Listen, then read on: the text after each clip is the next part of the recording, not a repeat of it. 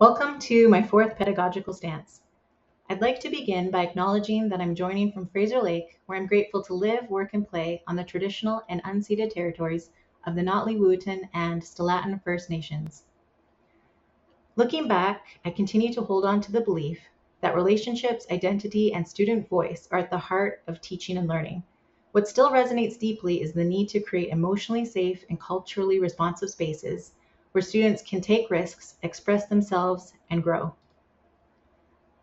I am learning that inquiry is more than a teaching method. It is a way of being that honors students' curiosity, agency, and desire to make meaning. Inquiry shifts my role from knowledge giver to co-learner and transforms the classroom into a space of wonder and purpose. As Kath Murdoch reminds us, teachers need to curate the environment so that it becomes a habitat for wonder.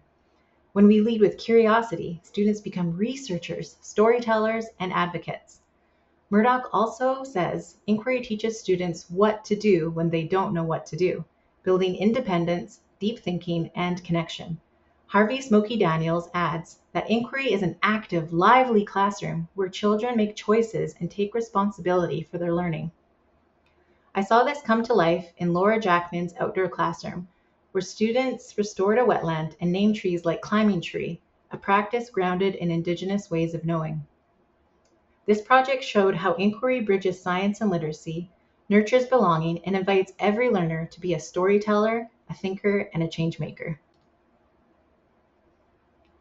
I am coming to understand that equitable literacy instruction starts with honoring students' identities, interests, and funds of knowledge, and that UDL and culturally responsive practices open multiple access points for every child to thrive as a reader and a writer. True equity in writing begins by meeting students where they are in identity, development, and lived experience. Adrian Gear's Brain Pockets, Memory, Facts, and Imagination remind me that every child has rich thinking to draw from. When we model our own heart maps and brain pockets, we invite students into a place where personal stories matter.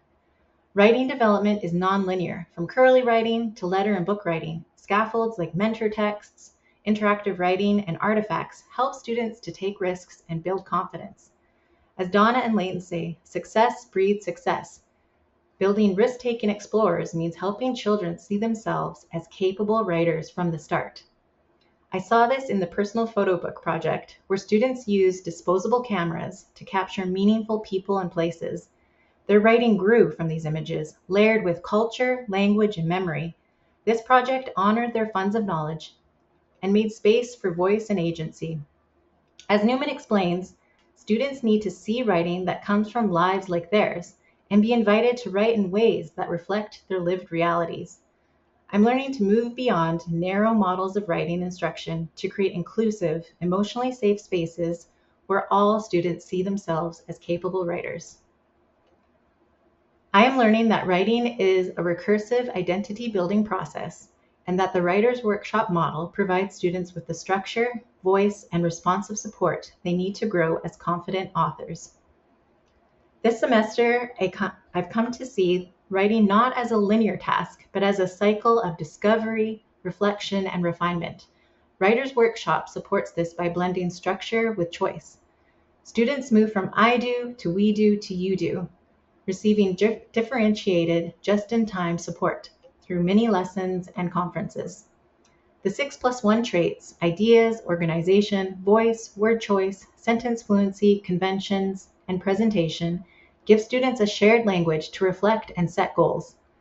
As Schwer puts it, the traits provide a clear language to talk about what makes writing strong.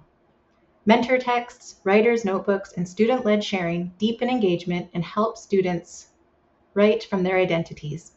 When students have voice and choice, they begin to see themselves as real writers. Writer's Workshop invites risk-taking, reflection, and growth. This learning connects to the program theme of EDI, and it's shaping the kind of writing community I'd like to build. As I look ahead, I feel grounded in my belief that relationships, identity, and voice are the roots of all learning. This semester deepened my understanding of inquiry, equity, and writing as identity work.